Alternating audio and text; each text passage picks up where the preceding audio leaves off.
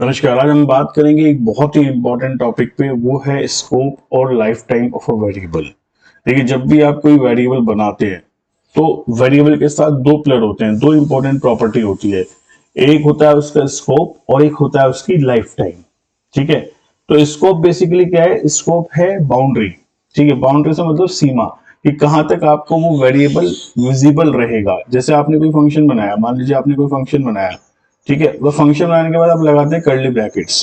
तो आपने यदि यहाँ पे कोई वेरिएबल डिक्लेयर करा है तो वो वेरिएबल की जो सीमा है वो इस कर्ली ब्रैकेट्स तक की है। यदि आप इन कर्ली ब्रैकेट के बाहर उसको डिक्लेयर करेंगे तो वो एक्सेस नहीं हो पाएगा। ठीक है, यदि आप किसी फंक्शन के अंदर बनाते हैं तो इसको ही बोलते हैं लोकल स्कोप। एक होता है ग्लोबल स्कोप, जिसमें आप पूरे प्रोग्राम में कहीं भी एक्सेस कर सकते हैं। ठीक है, जब आप उसको बिल्कुल सबसे ऊपर डिक्लेयर करते हैं फंक्शन के बाद, तो वो आप एक्सेस कर सकते हैं। एक एक करके मैं इन पे विस्तार से चर्चा करूंगा। लाइफ टाइम क्या होता है? लाइफ टाइम होता है कि आपने यदि कोई वेरिएबल बनाया तो वो मेमोरी में कितने समय तक रहेगा। ठीक है, उसको बोलते हैं लाइफ टाइम।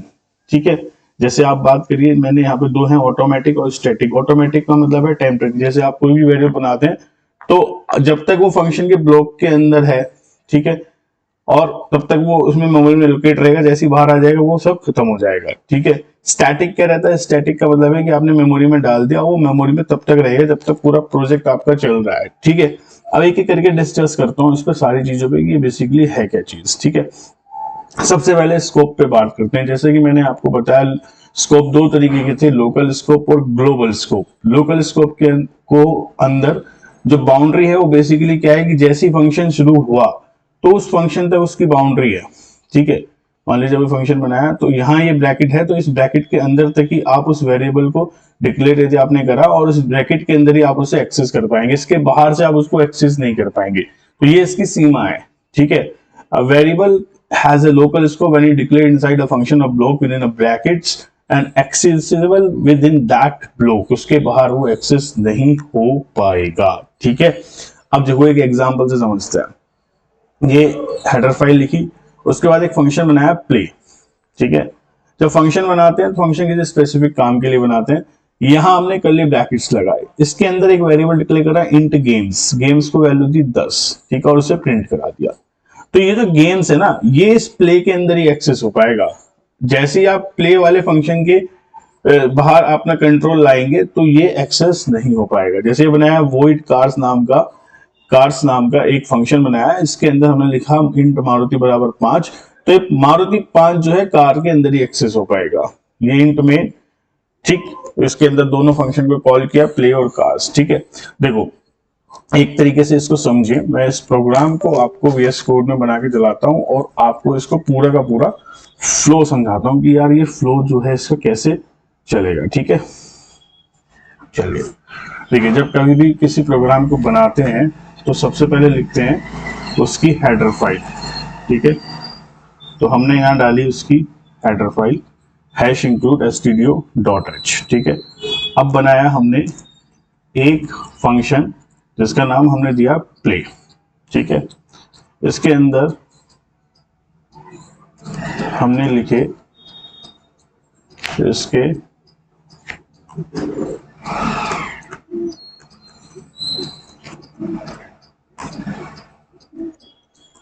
ठीक है, इसके अंदर हमने एक वेरिएबल डिक्लेयर करा इंट गेम्स। इसको वैल्यू दे दी मान लीजिए 20। ठीक है, और इस वैल्यू को प्रिंट करा दिया स्क्रीन पे। ठीक है, तो इसमें लिख दिया I have played 20, I have played %d। ठीक है, गेम्स गेम। ठीक है, और यहां लिख दिया गेम्स। ठीक है, तो देखो जब अब एक फंक्शन ही बनाया। ठीक है, अब देखो एक और फंक्शन बनाया वॉइड कार्स। ठीक है, दो फंक्शन बनाए हमने। ठीक, इसके अंदर एक वेरिएबल डिक्लेयर करा इंट मारुति बराबर 4। ठीक है, सेमीकोलन लगाना जरूरी होता है हमेशा किसी भी स्टेटमेंट के एंड में। और यहाँ पे ये वैल्यू को हमने प्रिंट करा दिया, प्रिंट एफ। ठीक है, आई हैव %d। %d मतलब ये वहां पे पहुंच जाएगा जहां पे आपकी मारुति की वैल्यू स्टोर है ना, ठीक है। फॉर्मेट स्पेसिफायर के बारे में हमने बताया था, मारुति कार्स, ठीक है, कॉमा, और ये यहाँ पे लिख दिया मारुति, ठीक है, ये हो गया जी। अब देखो, अब ये फंक्शन का देखो, इसका जो स्कोप है ना, ये जो मारुति बनाया आपने, इसका स्कोप इन ब्रैकेट्स के अंदर है, इसके और इसके, ठीक है। इसके बाद इसका स्कोप नहीं है। ऐसे जो गेम्स आपने वीडियो बनाया, इसका जो स्कोप है इनके अंदर है, इसके बाहर इसका स्कोप नहीं है, ठीक है। उसके बाद आप जाते हैं मेन पे, इन मेन। जब भी आप किसी प्रोग्राम को स्टार्ट करेंगे ना, जब प्रोग्राम का एग्जीक्यूशन स्टार्ट होता है तो वो मेन से होता है। तो प्रोग्राम जब भी स्टार्ट होगा मेन से शुरू होगा, और यहां पे हम फंक्शन को कॉल करते हैं। जैसे मैंने फंक्शन कॉल करा प्ले, ठीक है, फिर मैंने कॉल करा कार्स, ठीक है, फिर मैंने कॉल करा प्ले, ठीक है। अब आप देखो, और यहां लिख दो रिटर्न 0, ठीक। अब आप इसको ध्यान से समझिएगा, यहाँ पे थोड़ा सा इसको हम थोड़ा सा ध्यान से समझता है। देखो,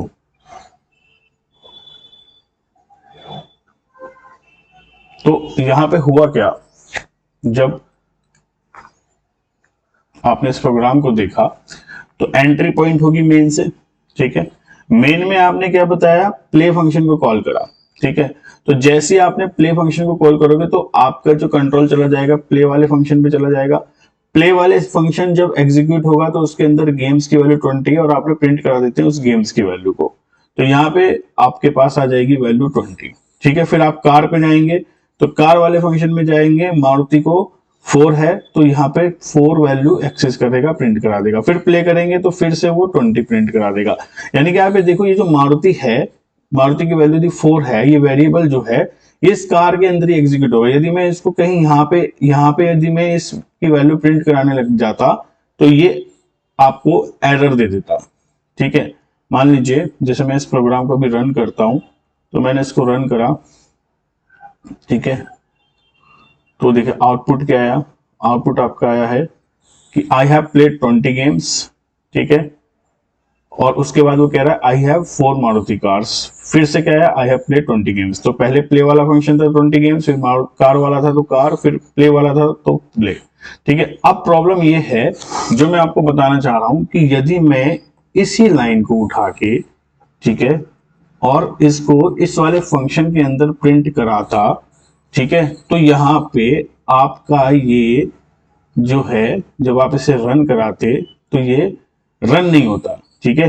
ये आपको क्या देता, एरर देता। क्यों? क्योंकि इसका जो स्कोप था वो लोकल था। देखो क्या कह रहा है ये, each undeclared identifier is reported only once for each function it appears in, ठीक है। क्योंकि भाई यहाँ पे सिंपल सी बात है, यहाँ पे सिंपल सी बात ये है कि गेम आपने डिक्लेयर करा है प्ले फंक्शन के अंदर, तो उसका स्कोप जो है प्ले फंक्शन तक ही है। आप इसको यदि कार्स वाले फंक्शन में देंगे तो वहां पे वो रन नहीं होगा, ठीक है, क्योंकि इसका जो स्कोप है वो क्या है, लोकल स्कोप है। लेकिन जैसे ही मैं इसको यहां से हटाऊंगा, ठीक है, तो ये चल जाएगा।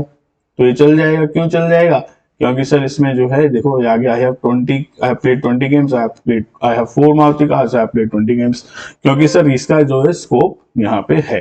तो ये है आपका लोकल स्कोप, ठीक है। क्लियर है बात, इधर आ जाओ। तो ये चीज आपको क्लियर होगी। नेक्स्ट देखिए, नेक्स्ट है आपका ग्लोबल स्कोप, ठीक है। ग्लोबल स्कोप बेसिकली क्या है, ग्लोबल स्कोप का मतलब है कि यदि आप किसी भी चीज को फंक्शन के बाहर या फिर सबसे टॉप पे डिक्लेयर करते हैं तो आप उसे पूरे प्रोग्राम में कहीं से भी एक्सेस कर सकते हैं, ठीक है। ठीक, जैसे आपने कुछ भी जो है डिक्लेयर करा outside of any function, it can be accessible from any function and it remains in memory for the entire duration, ठीक है। जैसे मैंने एक ग्लोबल वेरिएबल डिक्लेयर करा सबसे ऊपर 100, ठीक है, तो ये क्या रहेगा 100, ये एक्सेसिबल रहेगा पूरे प्रोग्राम में, ठीक है। एक फंक्शन बनाया फंक्शन 1, यहाँ पे इस वैल्यू को मैं यूज कर सकता हूँ क्योंकि इसका जो स्कोप है वो क्या है, इसकी जो बाउंड्री है वो ग्लोबल है। कोई भी फंक्शन उस वैल्यू को क्या कर सकता है, यूज कर सकता है। ऐसी फंक्शन 2 बनाया, वहां पे मैंने ग्लोबल वेरिएबल की वैल्यू दे दी 200, तो यहाँ पे देखो ये जो वैल्यू पहले थी ये अब मॉडिफाई हो गई है। जब दूसरा फंक्शन चलेगा तो वैल्यू क्या आ जाएगी आपकी दूसरी, और आपने इसको प्रिंट करा दिया, ठीक है, मेन में आपने फंक्शन 1 प्रिंट कराया, फंक्शन 1 कॉल कराया तो वैल्यू आ जाएगी आपका 100। ठीक है, जब आप फंक्शन 2 कॉल कराएंगे तो वैल्यू हो जाएगी आपकी 200। ठीक है, तो ये ग्लोबल स्कोप है। जब जब किसी भी आप किसी वेरिएबल को फंक्शन से जो सबसे ऊपर डिक्लेयर करते हैं हेडर फाइल के बाद, तो वो ग्लोबल बन जाता है, यानी कि आप उसे पूरे प्रोग्राम में कहीं भी एक्सेस कर सकते हैं और वो अपनी जो रिसेंट वैल्यू है उसे अपना स्टोर करके चलता है। ठीक है, ठीक है, तो जो भी वेरिएबल सभी फंक्शन से ऊपर होता है वो ग्लोबल स्कोप में डिक्लेयर होता है और सारे प्रोग्राम उस वैल्यू को यूज कर सकते हैं। ठीक है, फंक्शन डायरेक्टली उसे यूज कर सकता है या उसे मॉडिफाई भी कर सकता है। ये इंपॉर्टेंट पॉइंट है, ये याद रखिएगा। ठीक है, आगे चलते हैं। अब आगे बढ़ने से पहले एक कमाल का वर्ड आता है जिसको हम कहते हैं स्टैटिक कीवर्ड। ठीक है, स्टैटिक कीवर्ड ये जरूरी है। ठीक है, कि भाई स्टैटिक कीवर्ड क्या होता है। ठीक है, देखो सी लैंग्वेज का एक बहुत ही इंपॉर्टेंट स्पेशल कीवर्ड है स्टैटिक कीवर्ड। कंप्यूटर प्रोग्रामिंग में आप स्टैटिक कीवर्ड से सीधा मतलब होता है कि एक बार यदि कोई चीज बन गई, ठीक है, तो प्रोग्राम के खत्म होने तक मेमोरी से वो हिलेगी नहीं। ठीक है, यदि आप इसको स्पेसिफिकली समझे, जैसे मैं अभी हम बात कर रहे थे आपके साथ स्कोप की, कि स्कोप हो गया भैया बाउंड्री, कि कहां तक वो प्रोग्राम में वेरिएबल एक्सेसिबल है। ठीक है, एक होता है लाइफ टाइम। ठीक है, life time of a variable क्या है? Life time of a variable ये है कि आपने वेरिएबल जो है मेमोरी में कब तक रहेगा, जो आपका वेरिएबल है वो मेमोरी में कब तक रहने वाला है। ठीक है, परमानेंट रहने वाला है या फिर टेम्परेरी रहने वाला है। ठीक है, वो होता है लाइफ टाइम। ठीक, ऑटोमेटिक लाइफ टाइम क्या होती है? ऑटोमेटिक लाइफ टाइम यदि कहीं होती है यदि आपने, तो इसका मतलब ये है कि आपका जो वेरिएबल है वो मेमोरी में टेम्परेरी रहेगा। और यदि कहीं होती है स्टैटिक लाइफ वो, तो इसका मतलब है कि वेरिएबल आपका परमानेंट रहेगा। उसको बात करूंगा विशेष रूप से, पहले आप ये समझे कि स्टैटिक कीवर्ड का यूज क्या है। देखो, यदि आपने कोई वेरिएबल डिक्लेयर करा जैसे इंट एक्स और उसके आगे आपने लिख दिया स्टैटिक इंट एक्स, ठीक है, तो ये क्या बन जाएगा, क्या अंतर होगा? इंट एक्स में क्या है? इंट एक्स का तो मतलब सीधा ये है कि इसके आगे बाय डिफॉल्ट ऑटो होता है, यानी कि ये एक टेम्पररी मेमोरी लेके चलता है। जैसे आपने उसको यूज करा, बाहर निकले तो वो खत्म हो जाएगा, डिस्ट्रॉय हो जाएगा। ठीक है, लेकिन यदि आपने किसी भी वेरिएबल के आगे स्टैटिक लगा दिया तो उसकी जो लाइफ टाइम हो जाती है वो क्या हो जाती है? परमानेंट होती है।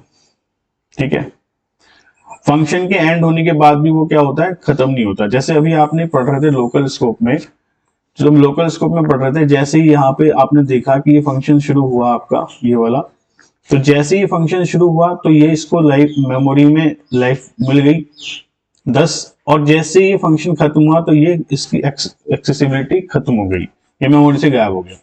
लेकिन स्टैटिक लगते ही क्या हो गया? उसको क्या मिल गई? परमानेंट लाइफ टाइम मिल गई। ठीक है, दूसरा रूल क्या है? दूसरा रूल है वन टाइम इनिशियलाइजेशन। ठीक है, वन टाइम इनिशियलाइजेशन का मतलब है कि आपको पूरे प्रोग्राम में इसको सिर्फ एक ही बार इनिशियलाइज करना है। ठीक है, बाकी उसके बाद कंपाइलर उस लाइन को क्या कर देता है? इग्नोर कर देता है। ठीक है, अभी जब आप एग्जाम्पल से समझेंगे तो समझ में आएगा। तीसरा है जो उसकी लास्ट वैल्यू होगी, ठीक है, वो उस वैल्यू को क्या रखेगा? याद रखेगा, यानी कि इसकी जो याददाश्त है, ठीक है, वो बहुत बढ़िया है। जो उसकी लास्ट वैल्यू है उसको क्या रखेगा? याद रखेगा, जो अपडेटेड वैल्यू रहेगी लास्ट। और यदि आप इसमें कोई भी वैल्यू इनिशियलाइज नहीं करते हो, मान लीजिए, ठीक है, तो ये ऑटोमेटिकली इनिशियलाइज हो जाता है 0 से। यदि आपने कोई वैल्यू नहीं दी तो ये 0 लेगा। ठीक है, याद रखिएगा, कोई गार्बेज वैल्यू नहीं लेगा। ये कौन सी वैल्यू लेता है? 0 लेता है। तो 4 इंपॉर्टेंट प्रॉपर्टी है। पहली प्रॉपर्टी ये है कि इसकी परमानेंट लाइफ टाइम होती है, सिर्फ एक बार आप इसको इनिशियलाइज करते हैं, दोबारा कंपाइलर उस लाइन को इग्नोर कर देता है। तीसरी प्रॉपर्टी ये है कि आपकी जो लास्ट वैल्यू है वो उसको रिटेन रखता है, मेमोरी में याद रखता है। चौथी प्रॉपर्टी ये है कि यदि आपने इसको इनिशियलाइज नहीं किया है तो बाय डिफॉल्ट ये 0 से शुरू होता है। ठीक है, अब इसमें भी दो होते हैं, स्टैटिक लोकल वेरिएबल, जिसका लोकल है जो, और स्टैटिक ग्लोबल वेरिएबल। ठीक है, इसको समझते हैं। स्टैटिक लोकल वेरिएबल का मतलब क्या है? स्टैटिक लोकल वेरिएबल का मतलब है यदि आपने किसी भी कीवर्ड के आगे, किसी भी वेरिएबल के आगे स्टैटिक लिख दिया तो वो क्या हो जाएगा? स्टैटिक लोकल वेरिएबल हो जाएगा। ठीक है, जैसे किसी फंक्शन के अंदर आप किसी वेरिएबल के नाम से पहले, डेटा टाइप से पहले स्टैटिक लिख रहे हैं तो उस फंक्शन के लिए वो वेरिएबल क्या कहलाएगा, स्टैटिक लोकल वेरिएबल। ठीक है, लोकल वेरिएबल, जैसे आपने समझा था ना लोकल स्कोप, यानी कि किसी स्पेसिफिक फंक्शन के लिए वो एक्सेसिबल है, फंक्शन के बाहर आती है वो खत्म है। लेकिन स्टैटिक लोकल वेरिएबल क्या हो जाएगा, उस फंक्शन के लिए वो एक्सेसिबल है लेकिन वो अपनी मेमोरी को भी क्या याद रखेगा, याद रखेगा। ठीक है, उसकी लाइफ टाइम क्या रहेगी, स्टैटिक लाइफ टाइम रहेगी, यानी कि परमानेंट रहेगी। लेकिन यदि ये स्टैटिक नहीं होता तो वो टेम्पररी होती। ठीक है, मेन प्रॉपर्टी इसकी यही है कि जो लास्ट मॉडिफाइड वैल्यू रहेगी मल्टीपल फंक्शन कॉल में, उसको वो क्या याद रखेगा, याद रखेगा कि भाई लास्ट में जो मल्टीपल वैल्यू है वो क्या थी। ठीक है, उसको वो भूलेगा नहीं किसी भी कीमत पे। ठीक है, क्लियर है बात। जैसे एक प्रोग्राम से इस चीज को समझने की कोशिश करते हैं। तो आपने लिखा हेडर फाइल, ठीक है, फिर मैंने एक फंक्शन बनाया माई वेरिएबल्स करके, इसके अंदर नॉर्मल वेरिएबल की एक वैल्यू दे दी 10। ठीक है, नॉर्मल है, लेकिन एक वेरिएबल बनाया जो इसके आगे मैंने स्टैटिक लिख दिया, उसको भी वैल्यू दे दी 10। अब ये normal variable plus plus plus plus postfix operator है, यानी कि वैल्यू को आपकी इंक्रीज कर देगा। ठीक है, इस ऑपरेटर्स पे भी बात होगी, अलग से वीडियो है। ठीक है, स्टैटिक वेरिएबल को क्या करा, फिर इंक्रीज करा, यानी कि जब आप नॉर्मल वेरिएबल की वैल्यू को इंक्रीज करेंगे तो ये बढ़ जाएगी, यहां बढ़ जाएगी, और इनको प्रिंट करा दिया। मेन में गए, आपने पहली बार फंक्शन को कॉल करा, तो जैसे आप फंक्शन को कॉल करते हो ना तो मेन से शुरू होता है और उसके बाद कंट्रोल सीधा कहां चला जाता है, इस फंक्शन में चला जाएगा। इस फंक्शन के अंदर जब ये घुसेगा तो नॉर्मल वेरिएबल की वैल्यू कितनी आ जाएगी, 10। ठीक है, यहाँ पे प्रिंट कराएगा, और स्टैटिक वेरिएबल की वैल्यू कितनी आ जाएगी, यहाँ पे 10। ठीक है, लेकिन जैसे आप ये प्रिंट वाली पे वैल्यू आएंगे तो ये हो जाएगी 11 11। ठीक है, अब आपने फिर से फंक्शन को कॉल कराना है, तो जब आप फिर से फंक्शन को कॉल कराएंगे तो यहां पे आप ये चीज याद रखिएगा कि नॉर्मल वेरिएबल की जो वैल्यू थी, ठीक है, वो आपने जो प्रिंट कराई थी वो तो होएगी 11। यहाँ पे देखिए जो आपके स्टैटिक थी वो अपनी पुरानी वैल्यू को याद रखेगा, वो यहाँ पे क्या कहेगा कि मेरी जो पुरानी वैल्यू थी वो 11 थी, वो बढ़ के कितनी हो जाएगी, 12। फिर से आपने फंक्शन को कॉल कराया, फिर से आपने फंक्शन को जैसे ही कॉल कराया तो ये 10 थी, ये बड़ी नॉर्मल वेरिएबल की वैल्यू, ये कितनी हो जाएगी, 11। लेकिन आपको पता है कि स्टैटिक लगने से वो अपनी पुरानी वैल्यू को याद रखेगा, यानी कि यहाँ पे पहले कितनी थी, 12 थी, अब वो फिर से इंक्रीज होगी तो कितनी प्रिंट हो जाएगी, 13। ठीक है, आप बात समझ रहे हो। ठीक है, तो इसका प्रोसेस इस तरीके से है, इसको चाहे आप प्रोग्राम को एक बार करके देखिएगा। तो अभी बेसिकली हमने ये देखा था कि स्टैटिक कीवर्ड क्या होता है, एक मैंने एग्जांपल आपको बताया। ठीक है, आई होप कि बहुत क्लियर आपको होगा, करके देखना है इसको अपना। ठीक है, अब प्रॉब्लम ये आती है कि सर स्टैटिक कीवर्ड और ग्लोबल कीवर्ड ये जो हमने पढ़ा था अभी, ठीक है, स्टैटिक लोकल वेरिएबल और ग्लोबल वेरिएबल, ये दोनों चीजें तो सेम थी, तो फिर डिफरेंस क्या है। ठीक है, तो इस चीज को समझे। देखो इस ग्लोबल वेरिएबल में भी आप कोई लाइफ टाइम जो थी उसकी परमानेंट थी।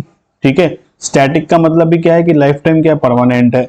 ठीक है, ग्लोबल की अपनी वैल्यू को याद रख रहा था ग्लोबल वेरिएबल, स्टैटिक भी क्या रख रहा था, अपनी वैल्यू को याद रखा था। आप देखो जब आपने दोबारा फंक्शन को कॉल करा, पिछली बार ये 11 हो सकी थी तो उसने याद रखा कि मेरी वैल्यू 11 थी और फिर इंक्रीज करके उसको कर दिया था 12। ठीक है, यहाँ पे स्टैटिक की वैल्यू को क्या कर दिया था, 12। लेकिन नॉर्मल वेरिएबल याद नहीं रख पा रहा था, वो 10 ही याद रख पा रहा था, वो यहाँ पे हो रही थी 11। ठीक है, जैसे आपने इसको पहली बार कॉल करा तो पहली बार में वैल्यू कितनी आ रही थी आपकी, 11 11। ठीक है, जब आपने दूसरी बार कॉल करा तो ये अपनी वैल्यू को नॉर्मल वेरिएबल याद नहीं रख पाया, वो 10 ही याद रखा, फिर इंक्रीज होके वो कितनी होगी, 11। लेकिन स्टैटिक ने याद रखा कि मैं पहले 11 हो चुका था और नई वैल्यू को उसने अपनी याददाश्त में सेव कर लिया, अब वो इंक्रीज होके 12 हो गई थी। यहाँ पे क्या था, फिर से वो फंक्शन कॉल हुआ, फिर से कंट्रोल ऊपर गया, फिर से क्या थी, ये वैल्यू 10 थी, इंक्रीज हुई तो कितनी होगी, 11। लेकिन स्टैटिक ने वैल्यू को याद रखा कि मैं तो 12 हो चुका था, अब मुझे फिर से इंक्रीज करोगे तो कितना हो जाऊंगा, 13। तो ये डिफरेंस है बेसिकली। ठीक है, तो प्रश्न ये उठता है कि जब ये भी परमानेंट है, इसकी लाइफ टाइम भी परमानेंट है, ये भी अपनी वैल्यू को याद रख रहा है, ये भी याद रख रहा है, ग्लोबल वेरिएबल याद रख रहा है, स्टैटिक लोकल वेरिएबल याद रख रहा है, तो बेसिकली डिफरेंस क्या है। तो इस चीज को ध्यान रखिएगा, डिफरेंस हो सकता है स्टूडेंट को थोड़ा कंफ्यूज करे, तो इसको मैं क्लियर कर देता हूँ। यहाँ पे लाइफ टाइम इसकी भी परमानेंट है ग्लोबल वेरिएबल की, इसकी भी परमानेंट है। ठीक है, इसकी विजिबिलिटी ग्लोबल है, बस ये मेन डिफरेंस है, इसकी विजिबिलिटी ग्लोबल है, यानी कि ये सारे फंक्शन को दिखेगा, क्योंकि ये स्टैटिक लोकल है तो यानी कि ये सिर्फ उसी फंक्शन तक सीमित था। ठीक है, उस फंक्शन के बाहर सीमित नहीं था, उस फंक्शन के बाहर ये किसी को नहीं दिखेगा। ठीक है। आप मान लो ये स्टैटिक वेरिएबल की जो वैल्यू किसी और फंक्शन में कोई दूसरा फंक्शन बनाते हो उसमें यदि आप इसको कॉल करते तो वहां पे ये नहीं दिखता आपको, ये चीज आपको समझ में आ जानी चाहिए। ठीक है। तीसरा पॉइंट है सिक्योरिटी के संदर्भ में। सिक्योरिटी क्या है? नॉर्मल ग्लोबल वेरिएबल की लो होती है, क्योंकि कोई भी फंक्शन आएगा उसकी वैल्यू को चेंज कर देगा, आपको पता भी नहीं पड़ेगा, आपके प्रोग्राम का पूरा आउटकम बिगड़ जाएगा। ठीक है। लेकिन यहाँ पे सिक्योरिटी क्या होती है? हाई होती है, क्योंकि एक ही फंक्शन तक वो सीमित है। ठीक है। और वो एक ही फंक्शन तक सीमित है तो कोई दूसरा फंक्शन आगे उसकी वैल्यू को चेंज नहीं कर सकता है। ठीक है। मल्टीपल फंक्शन कॉल के बाद भी स्टैटिक लोकल वेरिएबल अपनी वैल्यू को याद रखता है, लेकिन ये सिर्फ इसकी लाइफ टाइम इस जो है वो उसी फंक्शन तक, इसकी जो विजिबिलिटी है वो उसी फंक्शन तक जो है सीमित है। ठीक है। लाइफ टाइम तो दोनों की परमानेंट है। ठीक है। ठीक है। क्योंकि बेसिकली याद रखिए, क्योंकि ये फंक्शन आप फंक्शन के अंदर लिखा है तो इसके लिए इसका स्कोप क्या होता है? लोकल होता है। जैसे आपने देखा यहाँ पे फंक्शन के अंदर मैंने इसको लिखा तो इसका वो स्कोप क्या है? लोकल है, यानी बाहर का कोई भी फंक्शन इसको छू नहीं सकता है। ठीक है। लेकिन स्टैटिक लगने की वजह से इसकी लाइफ टाइम क्या हो गई है? परमानेंट हो गई है। ये फंक्शन खत्म होने के बाद भी अपनी वैल्यू को क्या रखेगा? मेमोरी में याद रखेगा, अपने होल्ड करेगा। ठीक है। लेकिन नॉर्मल वेरिएबल क्या है? फंक्शन का स्कोप खत्म तो वो अपनी वैल्यू को भूल जाता है, वो भोलू राम है। ठीक है। सब कुछ भूल जाता है। पर स्टैटिक समझदार है, वो अपनी पुरानी वैल्यू को क्या रखता है? याद रखता है। ये चीज आपको आई होप कि समझ में आ गई होगी। ठीक है। जो प्रोग्राम मैंने आपको लिख के दिया आप इसको देखना एक रन करके, तो आपको आउटपुट मिलेगा और चीजें और अच्छे से आपको समझ में आएंगी। ठीक है।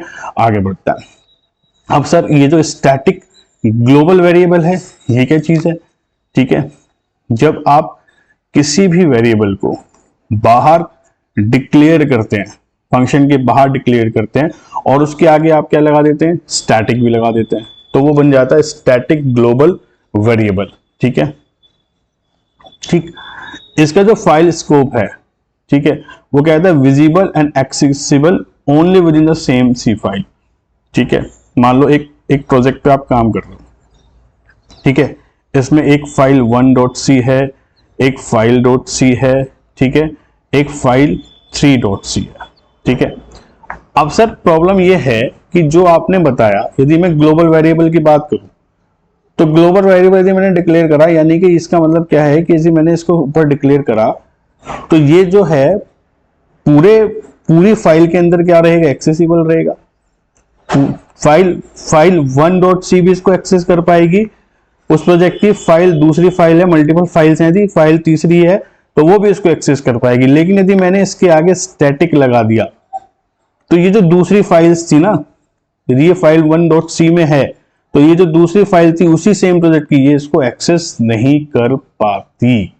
ठीक है। हालांकि ये वैल्यू मेमोरी में परमानेंटली रहेगी, लेकिन सेम सी फाइल के अंदर ही एक्सेस हो पाएगा, दूसरी फाइल इसको एक्सेस नहीं कर पाएगी। यही इसकी कॉर प्रॉपर्टी है, यही इसकी इंपॉर्टेंट प्रॉपर्टी है कि ये इसकी विजिबिलिटी को क्या करता है? रेस्ट्रिक्ट करता है। ठीक है। अदर फाइल्स किसी मल्टी फाइल प्रोजेक्ट में cannot access this particular file. ठीक है। समझ में आया? क्लियर है? ठीक है। तो सर प्रॉब्लम यह है कि फिर डिफरेंस क्या है भाई? यदि ऐसा है तो मैंने आपको बताया कि लाइफ टाइम तो परमानेंट है ही। ठीक है। इसकी जो स्कोप है नॉर्मल ग्लोबल वेरिएबल का, ये पूरे प्रोजेक्ट में है, यानी कि सारी .c फाइल्स इसे देख सकती हैं। लेकिन यहां पे क्या है? दूसरी फाइल्स इसको हाइड कर लेती हैं, वो नहीं देख पाएंगी। ठीक है। अब सर यदि मुझे नॉर्मल ग्लोबल वेरिएबल को दूसरी फाइल्स में भी दिखाना है तो कैसे होगा? तो हम एक कीवर्ड का यूज करते हैं, एक्सटर्न कीवर्ड का। ठीक है। एक्सटर्न कीवर्ड का काम ही यह है कि दूसरी फाइल में आप इसको देख पाएंगे। ठीक है। यूजिंग एक्सटर्न कीवर्ड आप दूसरी फाइल में इसको देख पाएंगे। ठीक है। समझ रहे हो? यहां पे क्या है? यहां पे आप इसको नहीं देख पा रहे हो मल्टीपल फाइल्स में। ठीक है। इसको फाइल स्कोप बोलते हैं। ठीक है। फंक्शन के बाहर लगा होता है, इसका फाइल स्कोप होता है, यानी पूरे प्रोग्राम की जिंदा रहेगी, पर सिर्फ अपनी .c फाइल के लिए जिंदा रहेगी, दूसरी .c फाइल के लिए जिंदा नहीं रहेगी। लेकिन जब आप नॉर्मल ग्लोबल वेरिएबल को दूसरी फाइल में यूज करना होता है तो आप एक्सटर्न कीवर्ड का यूज करके दूसरी फाइल में उसको यूज कर सकते हो। ठीक है। ये इंपॉर्टेंट बात है। ये हो सकता है दूसरी फाइल में यूज, ये नहीं होता, ये फाइल स्कोप होता है, यानी कि एक फाइल तक ही ये भैया स्टैटिक ग्लोबल वेरिएबल क्या है? सीमित है, ठीक है। जैसे लोकल वेरिएबल को कहते हैं ब्लॉक स्कोप, एक ब्लॉक तक सीमित है, ऐसी एक फाइल तक सीमित है, ठीक है। तो ये डिफरेंस है। आई होप ये समझ में आया हुआ आपको। स्टैटिक क्या है, ठीक है। स्टैटिक कीवर्ड में स्टैटिक लोकल वेरिएबल क्या है, स्टैटिक ग्लोबल वेरिएबल क्या है। स्टैटिक लोकल वेरिएबल किसी एक फंक्शन तक उसकी लाइफ टाइम है, स्टैटिक ग्लोबल वेरिएबल किसी एक प्रोजेक्ट की एक पर्टिकुलर डॉट सी फाइल तक उसकी लाइफ टाइम है, लेकिन दूसरी फाइल्स के लिए हिडन है, ठीक है। ये डिफरेंस है, समझने में स्टूडेंट कंफ्यूजन होता है कि भाई global variable static global variable में क्या अंतर है, ठीक है, और लोकल वेरिएबल उसमें क्या अंतर है। तो इस चीज को पूरा ध्यान में रखिएगा, ठीक है। अब देखो, अब एक और चीज, यदि आप किसी भी लोकल वेरिएबल को इनिशियलाइज नहीं करेंगे, जैसे ये लोकल वेरिएबल है, मैंने यहाँ पे इसको इनिशियलाइज नहीं करा और प्रिंट करा दिया, तो यहाँ पे आपके पास क्या आएगी, क्वेश्चन आपको मैंने अभी बताया था, यहाँ पे आपके पास आएगी रैंडम वैल्यू, ठीक है, कोई भी गार्बेज वैल्यू आ जाएगी। लेकिन यदि आप किसी ग्लोबल वेरिएबल को इनिशियलाइज नहीं करेंगे, आपने यहाँ पे इनिशियलाइज नहीं करा इसको, ठीक है, तो आपके पास जो आउटपुट में यदि आप प्रिंट कराओगे तो वैल्यू आएगी जीरो, बाय डिफॉल्ट होती है जीरो। देखिए ये चीज हमने समझी थी। तो आई होप कि आज के सेशन में ये सारी चीजें आपको बहुत अच्छे से समझ में आई होंगी, ठीक है, कोई डाउट नहीं रहेगा, ठीक है। तो इसको कंटिन्यू करेंगे नेक्स्ट सेशन में, ठीक है, एक्सटेंड कीवर्ड के साथ। I hope you like the session. Have a nice day.